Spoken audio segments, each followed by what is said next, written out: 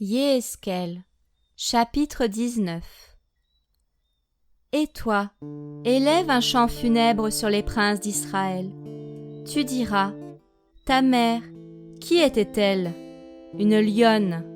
Elle était couchée parmi les lions et a élevé ses petits parmi les jeunes lions. Elle fit croître l'un de ses petits, qui devint un jeune lion. Il apprit à déchirer la proie et à dévorer les humains. Les nations entendirent parler de lui, et il fut attrapé dans leurs fosses. Elles l'emmenèrent avec des crochets en terre d'Égypte.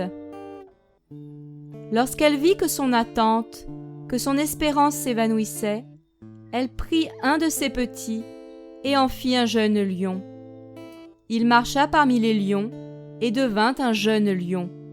Il apprit à déchirer la proie et à dévorer les humains. Il connut leurs veuves et détruisit leurs villes. La terre avec sa plénitude fut ruinée par le cri de son rugissement. Les nations des provinces d'alentour se mirent contre lui et tendirent sur lui leurs filets pour le prendre. Il fut attrapé dans leurs fosses. Avec des crochets, elles le mirent dans une cage et le conduisirent auprès du roi de Babel. Elles le conduisirent dans une forteresse, afin que sa voix ne soit plus entendue sur les montagnes d'Israël. Ta mère était comme une vigne dans ton sang, plantée près des eaux.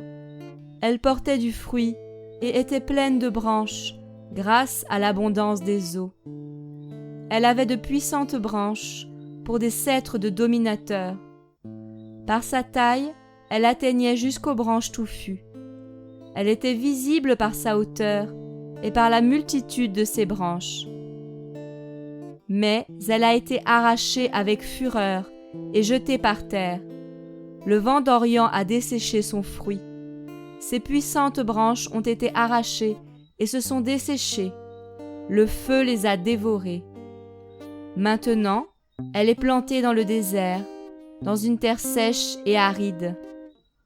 Le feu est sorti d'une verge de ses branches et a dévoré son fruit. Elle n'a plus de branches puissantes, de cèdres de domination. C'est là un chant funèbre, et cela deviendra un chant funèbre.